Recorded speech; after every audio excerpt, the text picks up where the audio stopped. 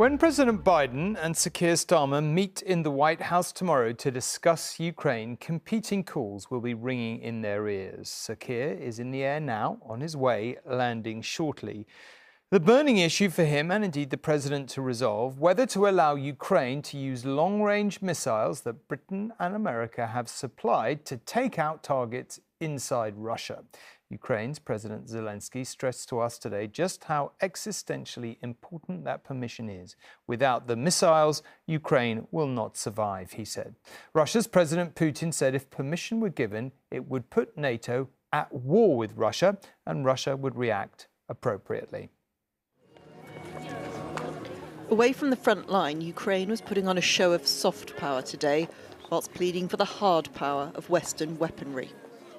The summit of First Ladies and First Gentlemen, organised by Olena Zelenskyy, brings together the spouses of leaders from around the world to promote diplomacy over conflict. But it is the decision of the British and American leaders which could determine the next stage of war in this country. President Zelenskyy is hoping he's done enough to convince them to allow Ukraine to use long-range Western weapons to hit targets inside Russia. President Zelenskyy, for British TV, what's your message to... United Kingdom for your support, but we are still waiting for your permission. You know about it, I think, something. Why do you need it so badly? We need to survive. With constant attacks on civilians and infrastructure across Ukraine and on front lines in the east, the president and his advisers believe being able to use missiles to strike deep inside Russia will make a difference. We do everything what is necessary from our side, and now waiting for the so important and I think historical decisions from two leaders of great nations, our big friends, our partners. How confident are you and how badly do you need that? We need it very much and urgently. One of the missiles Ukraine wants to use against Russian targets is the British-supplied Storm Shadow, which has a range of 155 miles. When fired, it travels at around 720 miles per hour. That's close to the speed of sound.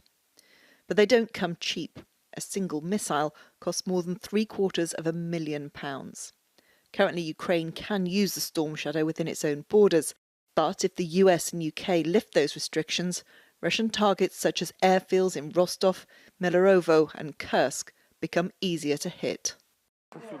Ukraine has staged a number of attacks inside Russia using Ukrainian-made weapons, but has been banned from using the long-range weapons from the UK and US because it fears the move could provoke a Russian response, which would escalate this conflict.